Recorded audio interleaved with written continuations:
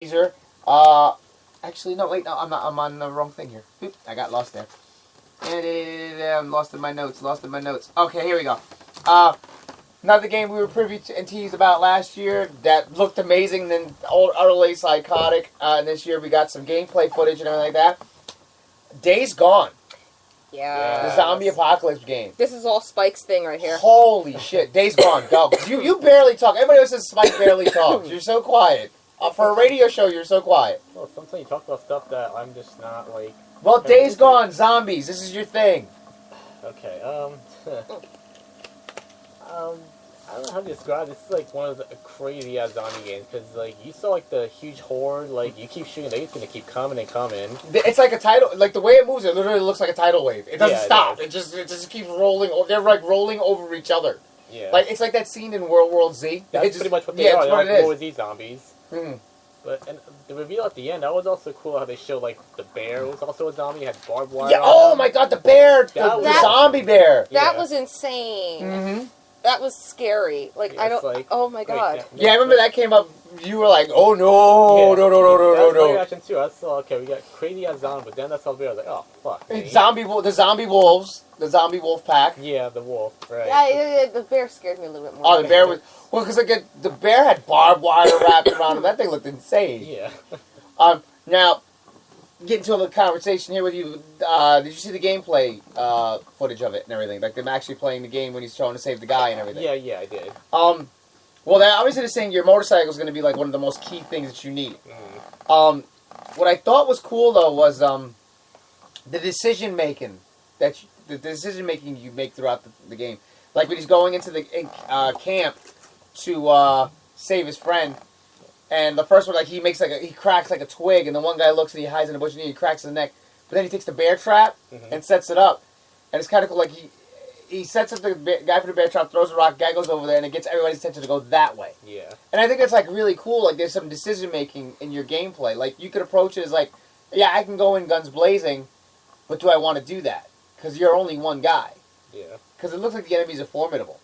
Yeah, that's pretty much like how life... Apocalypse would be. Yeah. Don't trust other survivors and save your ammo for the zombies. And then, speaking of which, then the next part, of course, is he's sneaking through the bushes, and then there's a whole zombie horde feeding. They haven't noticed them, but they're feeding. And he's like, shit, what do I do? What do I do? Makes his way into the camp, behind a wall and everything like that. And, of course, there's a fucking shit ton of armed guys there. So, you could either try to take these guys on, or you come up with a plan. Which is what the player did. Yeah. Took the C4, put it on the fence, blew up the fence, and then that zombie horde came in while you hid in the bushes and chased off and attacked everybody else and cleared the field. Like, that was, like, utterly ingenious because now all you have to deal with is the one guy holding your friend. And then, of course, then the bear came out in the end. But just... Again, it was that option of either, okay, I can fight all these guys on my own and run the risk, or I can use the zombies to my advantage. Yeah. Which I thought was amazing. But going back to that thing, like, pretty much stealth is pretty much going to be an option in this game. Yeah. Like, you can't make any damn sounds. Yeah, stealth is going to be, like, your main thing. And I could see the game will probably be, like, X amount of time for story and everything like that, but the amount of stealth you're going to have to do is probably going to, like, triple the gameplay time of this game. Now, I have a question, though. Now, while it was really smart gameplay to have the zombies attack the humans, on a technicality, wouldn't that also be a really stupid decision? Because that just therein creates more zombies. Depending on how much they devour them. They did seem more ravenous and more, I'm going to eat you. Because there was that part where they showed them in the field eating, those bodies were done. Yeah. They like, devoured them. So it's all, I guess, a matter of how... I mean, obviously, as we play the game, you'll see how they're infected versus, you know, the feeding. Yeah. And everything like that. But that game just looks utterly insane. It's like, I'm interested, but at the same time, it's like, I don't know how I can handle this, man. See, that's why sometimes I wish it was like the old days where we'd all, like, before we were parents, where we'd all be like, all right, Spike, come up, you're going to play this game, we're going to watch you play. Because we don't want to play it, but we want to watch it. Yeah. All I'm picturing in my head is a lot of people playing this game, and it's going to turn into the Monty Python's "Run away! Run away! Run away!" It's all it's going to be. It's just constant, "Run away! Where's my motorcycle? Run away!" That's all it's going to be. Wow. Yes, referenced Monty Pythons Nice. on this. Do I get a bazinga or something for that? Like, I need something for referencing Monty Pythons. Come on. Bazinga! Thank you very much. You're welcome. Oh my God! Well, sticking with the next couple of games, you know what, Spike? As we said, Spike doesn't talk enough. When you guys need to hear his wonderful baritone voice and everything like that. So let's move on to another game. I'm interested in this one too, and I don't get interested in a lot of zombie games, but I'm interested in this one for sure. State of Decay 2. Yes, I'm surprised they released this one because the first one, it takes a lot to do because they showed in this one that you have like got pretty much like find a safe zone and then like scavenge your stuff and then build like a whole like safe zone pretty much. But this one looks pretty bad, especially like that one scene where one survivor taking out like this huge. Oh, the big huge guy. Yeah. It's like Jesus Christ. Well, in getting more details about it, there's some interesting aspects about it. So a lot of people are expecting this just to be a big clear-cut MMO. Right. It is an MMO, but however, there is single play. There's a catch to your single play, though. I don't know if you know any of this information. I don't know. So this would be good because I want to get your reaction as you're hearing this and everything like that. So, of course, State of Decay is one of those situations. You create a character, and you build on him and everything like that. And like I said, it's like you find other people. You deem who can be a part of your party, who can't, by whatever, who lives, who survives if they get infected and things like that. But in terms of the individual play, if you're playing on your own, here's an interesting aspect. You pour your heart and soul into making your character. You've developed your character. You love the way he looks. You've arsenaled him up. And then hypothetically speaking, you go out on a mission and you die within minutes. There is no respawn. Mm-hmm. Yeah. Just because they want you to have that real life feel, there is no respawn. You just go on to control another person. Yeah, that's the same rule in the first game. Because if you die, you play somebody else from your safe zone, and then when you go back to your location, you see your body. Yeah, you're That's some trippy shit you're right dead. there. Yeah, you're dead. That's it. Like once your character dies, it's dead. That's it. No, I know that. See, I get the realism of that. The reincarnation into a whole nother character, that's a little bit like what? But then to go out and see your dead body laying on the ground is just like... The character you created, yeah. That is some Twilight Zone type bullshit right there. I'm sorry. Yeah. I mean, the idea isn't, the idea I get it, isn't but... like you're going into another soul, but it's to keep the story rolling. No, but I still, know, it's like, but that's some trippy shit. Like, if I played a game and I saw my own dead body... it's a little trippy. I think I'd turn the game off. That's some flatliner shit. It is. Now, it's just funny in the aspect of like how frustrating is that going to be for players. Like say you, like I said, you pour your heart and soul creating a character.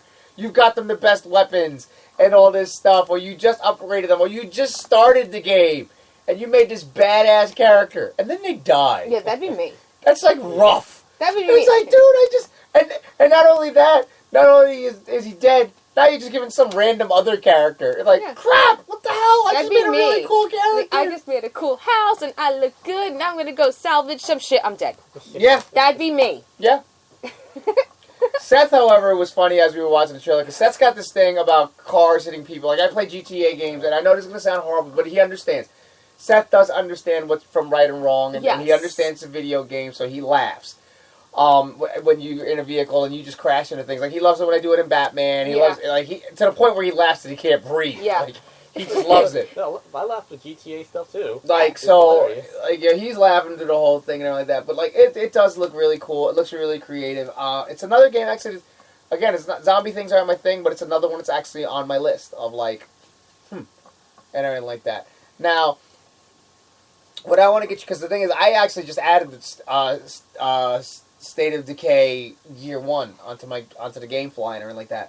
What are you seeing as the major differences in terms of things that work better, and if there's anything that you're like, well, some people like, there's certain aspects from the prequel that's like, man, I wish they would have kept that one from the first one to this one. Like, is there anything that you're seeing? Not Or is it really, just looking no. like a vast improvement? Just like another vast improvement, pretty much. I didn't see any difference. Like, just like an ordinary sequel game. Yeah. And probably with more dangerous badass zombies. A little more action to it. Yeah. So what you're saying is like the Year 1 is probably like a little slow, a little more mundane compared to what this is looking like? Yeah. Okay. Because when I played the first one, it did take a long time to finish the actual story mode because you're out scavenging and you're like doing side missions, helping survivors, all this stuff. So this might hopefully be. Did it have that? Did it have that same decision-making element that was very important to the story, or did it just seem like it was just like, okay, straightforward game? Straightforward game, yeah, with no decision making. Okay, so this one seems to be more... It's, dare I say, it's just like more... They gave it that more Walking Dead feel. Like, the things that you do impact everything. Yeah, pretty much. And there seems to be a lot of games with that now, like that, like in this list now, like, you know, what you do impacts everything, and that's kind of cool for deeper gameplay. Well, yeah, because I mean, it's something that I remember reading a few months ago when it came to video games, where one of the developers blatantly said, you know, we're really not interested in telling you a story. We don't want you to follow the story we're writing anymore. We want to write multiple things so everyone has a different experience. Everybody has this. And, you know, that's a great thing, because as we mentioned, that allows for greater amount of re-gameplay. Yes. You can go back and play it again. Like, how many times have you played Mass Effect 2 at this point? Yeah, replay value is, you know, I mean, while, you know, like, say, for example, Assassin's Creed 1 or 2 or whatever, you know, you play it straight through and... It's over. It's that's done. it. It's over. And while I do love games like that, I love replay value. And again, while I love the Assassin's Creed games as well, I'm following a pre-written story. Right. Whereas when I'm playing Dragon Age, You're making I'm your story. creating my own story. Yes, they're probably all going to have maybe the same ending, maybe they won't. But the journey to that end is always going to be different. Seeing all the different cutscenes that you haven't seen, and Yes. hearing all the other dialogue that you haven't done. Yeah. And, you know, what you and I both tend to do is, like, you'll play your Dragon Age, I'll play Mass Effect. You'll play the goody-goody way the first time. Yeah. Just so you can kind of get the pure story and Yeah. the pure ending. And it's like, then you play your second time, and you're like, all right, now I'm going to fuck shit up. I'm going to be horrible. I'm going to be absolutely terrible in this one. And see how bad I could be. That leads to the ending. Yes. And then you play it a third time, and, you know, you kind of mix and match your things and everything like that. Also, fun fact about Foxy and her Dragon Age role-playing, she's rather the whore/playboy. Oh, yeah. Anytime I play Dragon Age, I'm just a big old whore. I have my character screwing just about everybody. Just to see. Just to see. Although in Dragon Age 2, my heart will always belong to Fenris. No matter who my my playable character is banging, somehow or another, I always fall back into Fenris's bed. But yeah, I whore it all out. Terrible. And then she reams on me for Mass Effect for, like, sticking with... Why'd you pick that one? No, what did I just say to you the other day? Like, oh, so you finished the playthrough? Oh, so does that mean you're going to play again as the girl so you can bang the redhead? Because she was hot. Oh, we're doing that in the third round. Third round. Just so I can bang Becky Lynch. Yeah. At the end of her name's Becky Lynch. That's who we thought of right away. It's Exactly. Becky Lynch. And everything like that. All right, moving forward. Again, getting Spike to talk some more and everything like that. Because I think you played the first one. And a lot of people were excited and everything like that. And this one freaked me out. I think you already saw where I was crossing out, where I was going. Mm-hmm. Evil Within 2. Another one I was surprised, didn't expect to see a trailer out of it. Okay. But holy shit. Because when I first saw it, like, I didn't know what it was at first. Because I'm watching it, then they mentioned the guy's name, Sebastian. I was like, wait, I think I know what they're talking about. But then as they're getting through it and then they revealed it, I was like, oh shit. Evil Within 2. Well, the funny thing is, I kind of knew it was Evil Within 2, but whereas you was like, oh my god, what the fuck is this? Yeah. Not knowing what it was, I was literally going, oh my god, what the fuck is going on with this? Yeah, that too. Knowing what it was. I was like, wait, what? Yeah. I'm confused. Yeah, this one definitely looks more gruesome and more confusing. Because the first game is a good game, don't get me wrong. But the storyline is a bit confusing. And they did some DLCs after that. That kind of helped it, but not much. But hopefully this one will probably like tie it all in. Yeah. Yeah. So I know that was another game that people got really, really excited for. Evil Within was part of the whole Bethesda thing. Yes. Now, real briefly, again, you know, we talked about Sony's conference. Yes. Bethesda's conference, people were like meh about it because, I mean, I understand it was like what you said later. If it ain't broke, don't fix it. This is our bread and butter. It's kind of like if you buy an AC/DC album, you know what you're gonna hear. It's gonna be the same 5 chords, but it's shuffled around. It's gonna be the same thing. I get that, but like Bethesda really, really fell kind of flat this year, and then pretty much just about everything they released was sequels. Yes. Everything was a sequel. See, now the only defense I can give Bethesda in this is that yes, it was just sequel, but these are sequels people wanted.